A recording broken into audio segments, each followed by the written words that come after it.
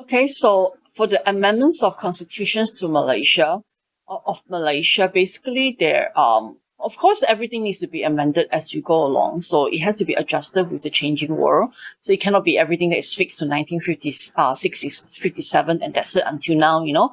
So it's no such thing. Okay, so constitution will be still irrelevant, if it doesn't solve the country's problem.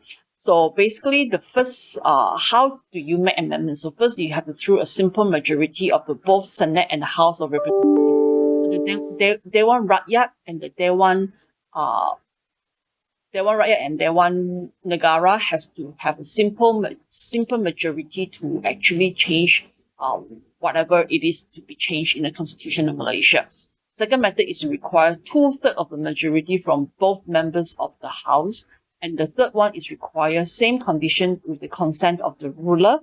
And the fourth, of course, is the amendment that is made with the consent of Yang di-Pertua Agong of Sabah and Sarawak. So these are how a few ways that we can sort of go about doing, like starting the amendments in that sense, like whether we need the amendments and all that.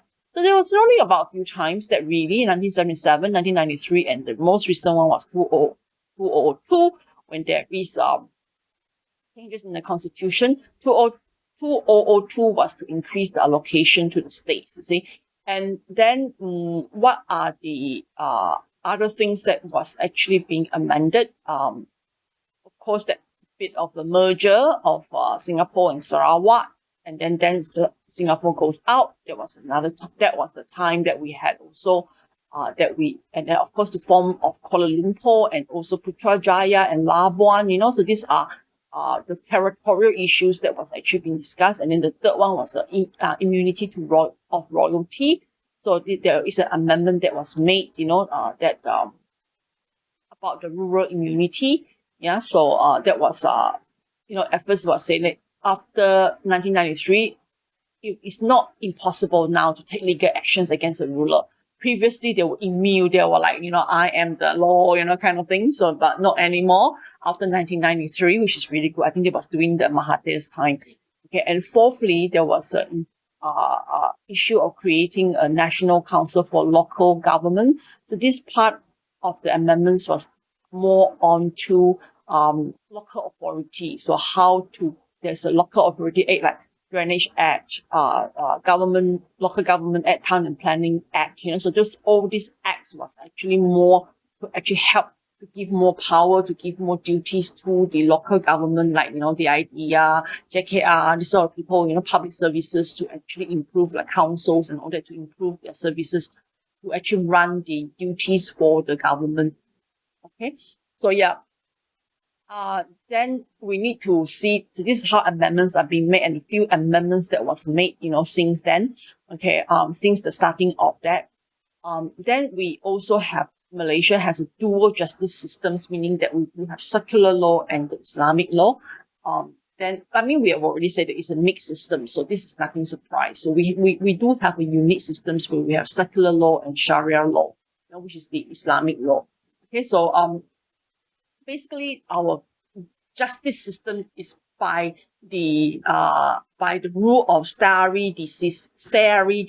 It's actually a Latin word for stand by what it stands. So like, let's say if the magistrate court actually have a ruling, only the session courts can actually overrule. The top court that can overrule. So High Court can overrule whatever down here, the subordinates court. High Court of Sabah and Sarawak, and then Court of Appeal can overrule the decision that is made down here, and the federal court can actually make is the final say, basically they can overrule the rest of the decision.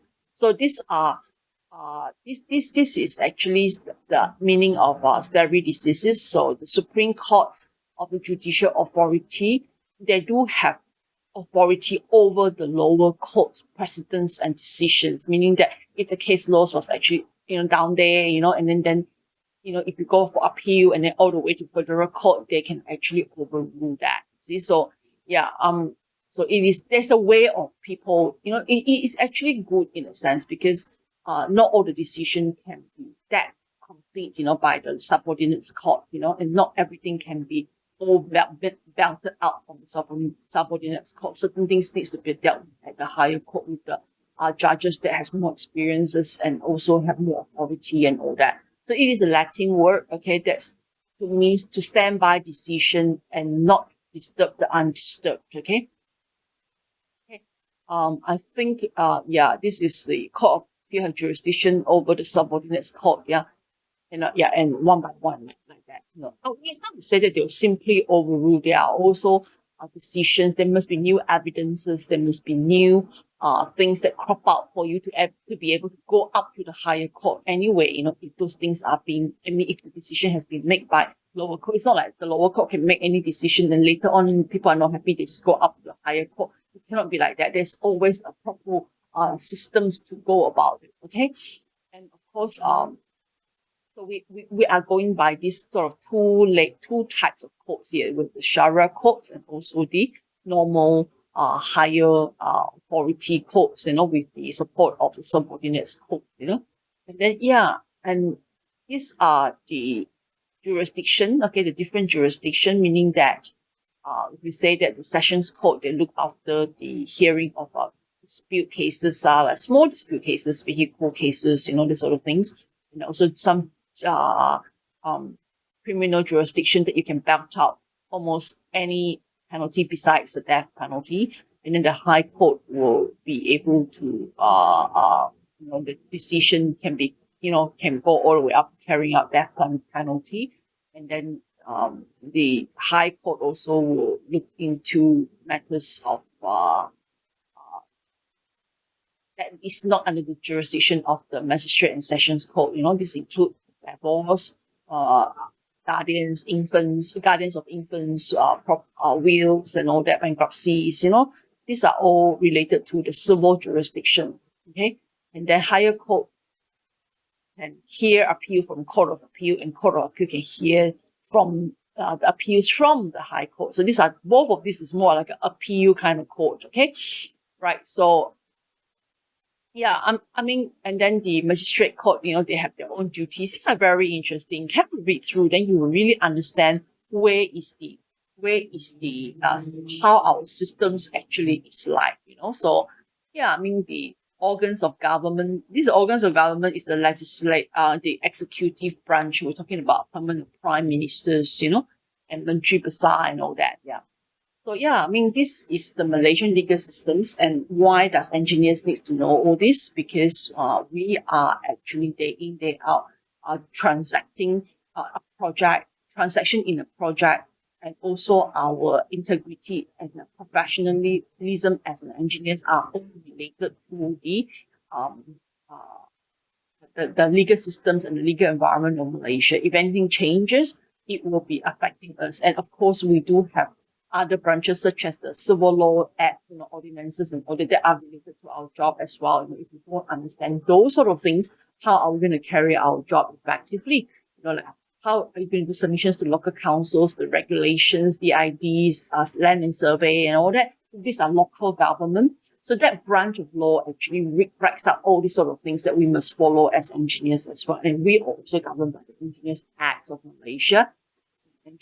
Any engineer, whether you're civil, mechanical, chemical, you are an engineer, you are a professional engineer, you are governed by the Engineers Acts of Malaysia. You are looked after you are supposed to be governed by the law of tort.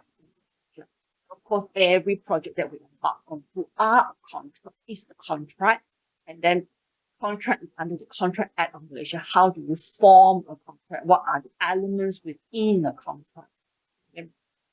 Many of us are actually involved in the Occupational Health and Safety Act as well, whereby the factory have the OSHA, construction also have the OSHA as well, and then we also have the environment ordinances and regulations and all that, that needs to be looked after as well. So yeah, I mean, like our day in, day out, actually we deal with a big branch of the law that you don't even realize, and we don't really care because we are just going in and do our job, and then, if nothing happens, these are never relevant. If something happens, this will become very relevant. You can be sued, you need to go for arbitration and be sued. Then which part of the court are you looking at to see which part of the legislation, which part of the legislation, so you're looking at ordinances, and which court are you looking at, okay?